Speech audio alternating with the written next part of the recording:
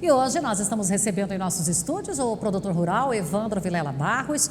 É Vilela Barros ou é Barros Vilela? Vilela Barros. É Vilela Barros, então tá certo. Além de produtor rural, ele é o presidente da Comissão de Pecuária, Comissão de Carne. Da Comissão de Pecuária da FAEG. De Pecuária, né? Que Isso. engloba as duas atividades. Isso. Evandro, Não, é só pecuária mesmo. é só pecuária, Não é Pois é, mas a pecuária de carne e de leite, Só engloba carne, as duas, só lá de corte. só na carne, só no Comissão corte. de gado de corte. Então, ali dentro da FAEG, a comissão específica. E há quanto tempo você mexe com a pecuária? Ixi. É boa essa resposta. Faz tempo já, Fabiana. Toda a vida, a minha família toda é de pecuaristas, desde lá dos meus avós. Então eu cresci Os mexendo avós com mineiros, isso. paulistas? É mineiro paulista. Meu Porque aqui em avô Goiás, mineiro, assim, minha avó era paulista, ali do norte de São Paulo e do sul de Minas. que aqui em Goiás é natural que os pecuaristas tenham origem por ali, né? Exatamente. Você já é goiano. Eu sou goiano. E quando a gente fala na pecuária em Goiás, a gente tem visto a questão de confinamentos, a gente tem visto uma tecnologia genética. Nós podemos falar que o pecuarista, ele está investindo, ele está crescendo? Fabélia, tá. O pecuarista, ele acaba sendo um pouco assim, obrigado a acompanhar toda a tecnologia que existe hoje para que ele sobreviva nesse mercado. Então, nesse mercado de pecuária, precisa hoje de ter uma genética melhorada no gado, né? Toda a cadeia precisa ser melhorada, tanto vem da genética do gado, como das pastagens, né? E até mesmo essa convivência, né, com os frigoríficos também, e terminações de confinamentos, tudo isso vem hoje agregar na pecuária. Quando você fala desse relacionamento com os frigoríficos, a gente vê, às vezes, aí uma queda de braço muito grande. Ainda é um cabo de guerra? Ainda é. Infelizmente, ainda é.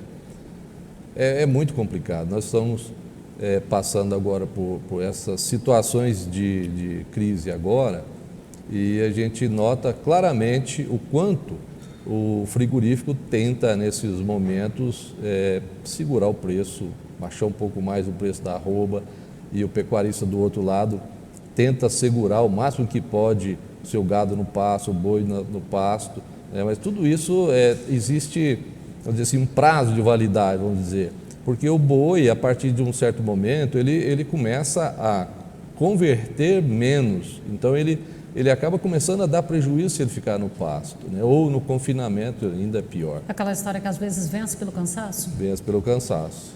Certa talvez num desses eventos de pecuária, acho que foi até promovido na FAEG mesmo, eu conversei com um representante de frigoríficos, eu confesso que eu não me recordo o nome, era um rapaz até jovem, agora não sei se ele era jovem mesmo ou se a gente vai ficando muito velho, né?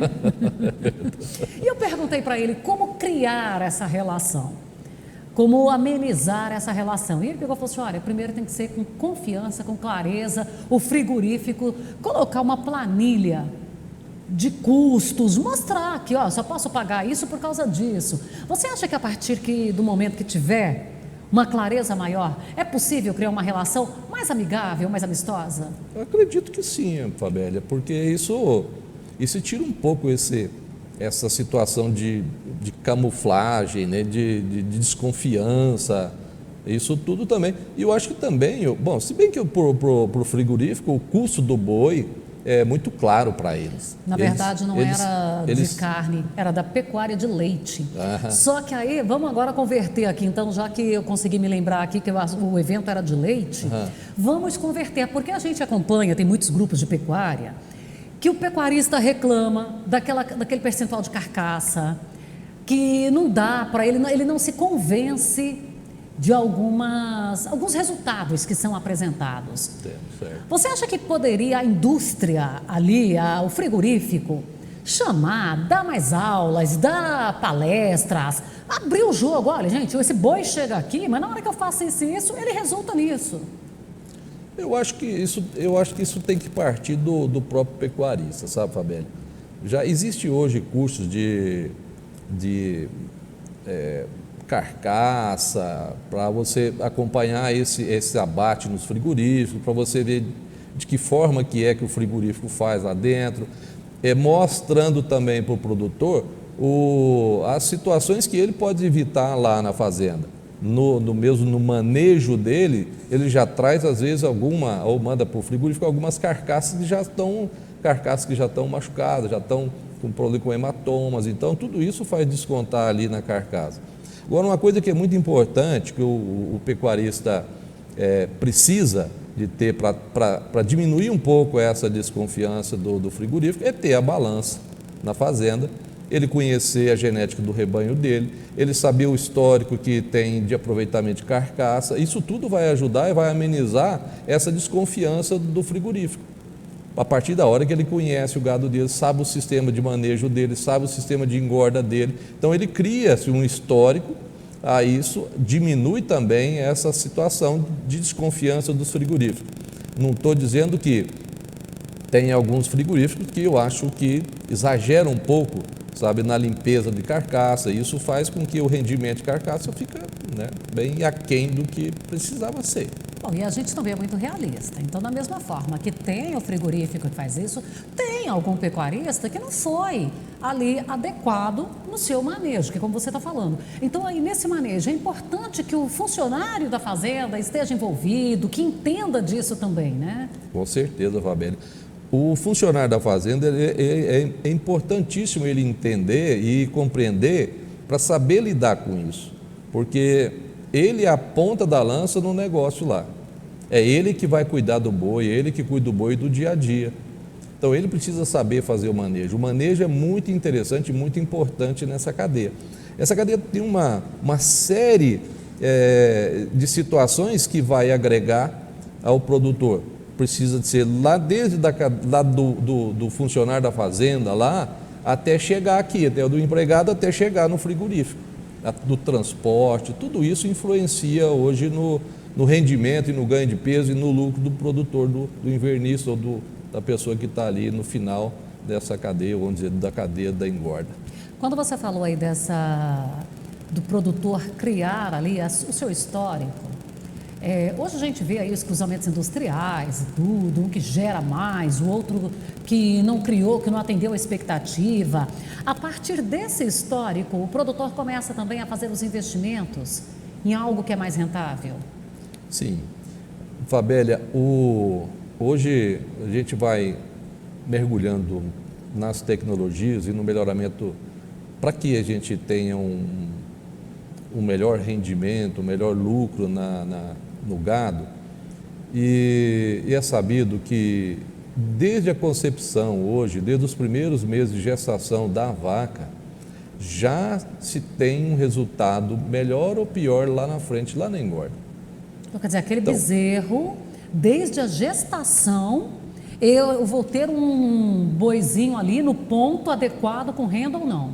Desde a gestação já começa a influenciar, já lá na frente, lá no final, lá da engorda. Então tudo isso, você vê, tudo isso precisa de ter, uma situação de profissionalidade ou de profissionalização das pessoas que estão lidando com isso, para que saiba fazer isso correto, desde lá do manejo, desde a concepção do bezerro, desde da cria do bezerro, depois da desmama, do manejo, do tipo de pasto, do cuidado que se tem com esse bezerro até a desmama, porque tudo isso também tem detalhes que é preciso que o funcionário lá da fazenda, esse empregado, saiba fazer isso. Ou seja, sabe? O peão da fazenda, que antigamente era olhado assim num tom meio pejorativo, o peão da fazenda ele é parte integrante da cadeia. Olha, hoje ele é parte integrante da cadeia e importante da cadeia. E os bons bem disputados. Exatamente. Porque faz uma diferença muito grande.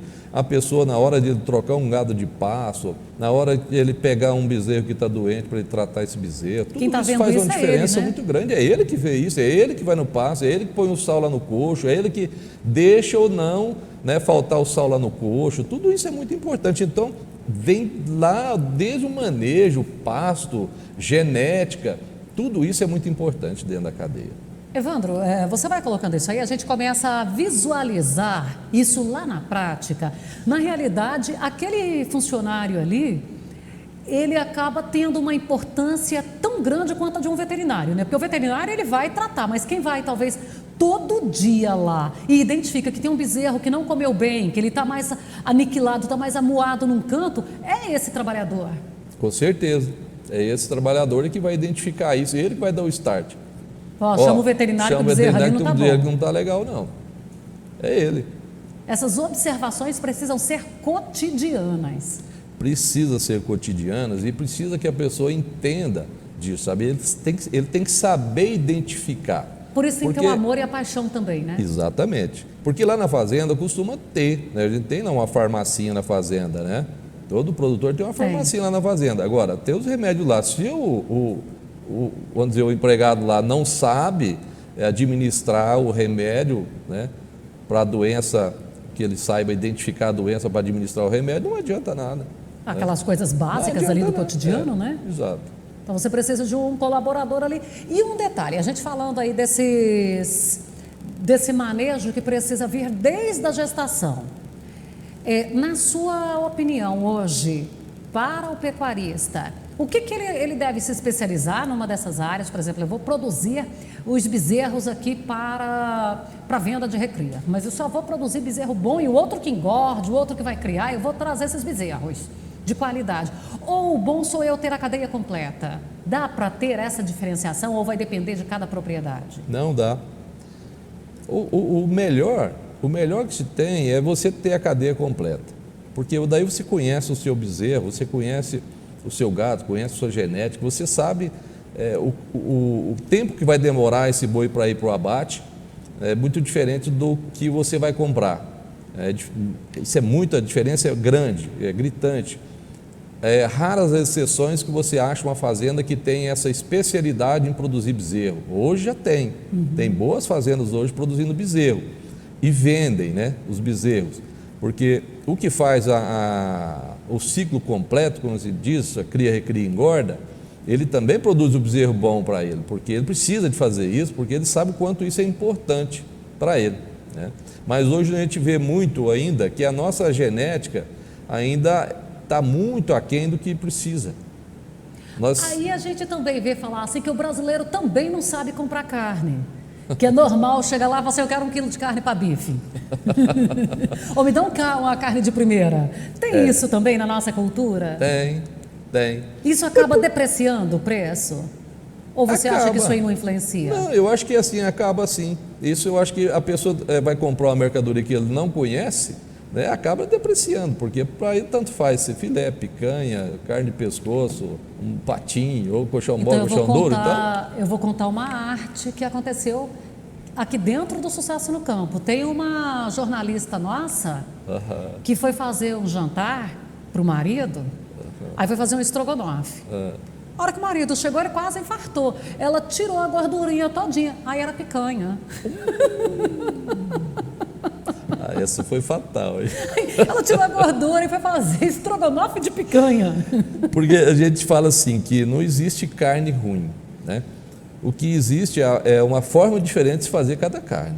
Tanto que a gente tem países que compram que para nós seria um refúgio, né? Então, se você souber fazer as carnes, que são as carnes que a gente diz carne de segunda, também você consegue fazer pratos espetaculares. É verdade. Pratos espetaculares. Então não existe muito essa coisa assim. Existe a forma, o modo de fazer, né? Também isso aí vai mudar bastante. A FAEG ela tem trabalhado numas áreas de criar ali uma assistência técnica, né? E entrou aí também nessa assistência a cadeia da carne, né? Sim. Vamos falar um pouquinho disso? Depois do intervalo, já a gente volta.